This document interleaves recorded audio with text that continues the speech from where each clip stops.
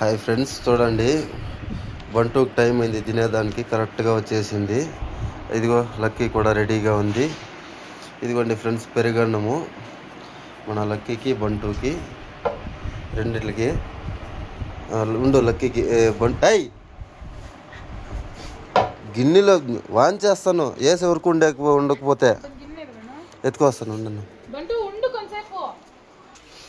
Friends, మన ఆశ్రమం జరుగుతూ ఉండే తావా ఇప్పుడైతే వర్షం పడుతుంది. ఉండు ఏయ్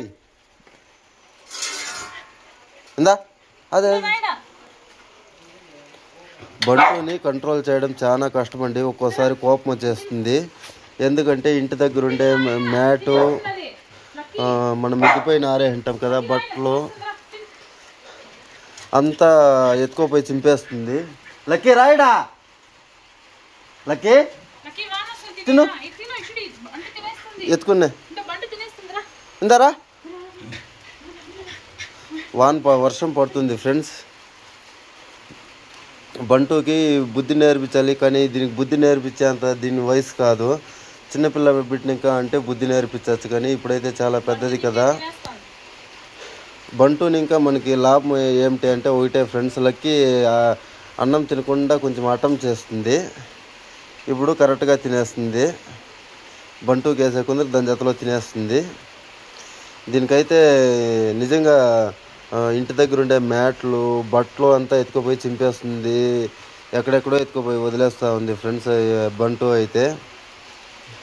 ఏమన్నా ఒక గేట్ వేద్దామా అంటే మీ ఇంట్లో సాకిండే కుక్క అయితే ఇట్లా చేస్తారా అనేసి కామెంట్లో వేసుకుంటారు. అందుకే ఫ్రెండ్స్ దీన్ని కొట్టలేదు నిజంగా ఇంతవరకు అయితే.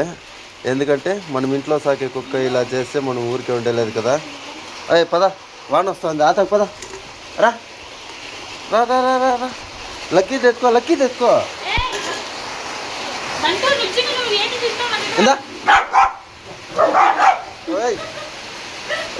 చూస్తున్నా ఫ్రెండ్, మన లక్కీది తినడానికి చూసింది. లక్కీ కోపం వచ్చేయండి. నేను చెప్పాను కదా, బంటుది కొంచెం చాలా చేతులు ఫ్రెండ్స్. పాపం లక్కీకి పెట్టింటే కూడా తినేస్తుంది. లక్కీ తినేది కొంచెం కొంచెమే ఫ్రెండ్స్, మీకు కూడా చాలా మందికి తెలుసు.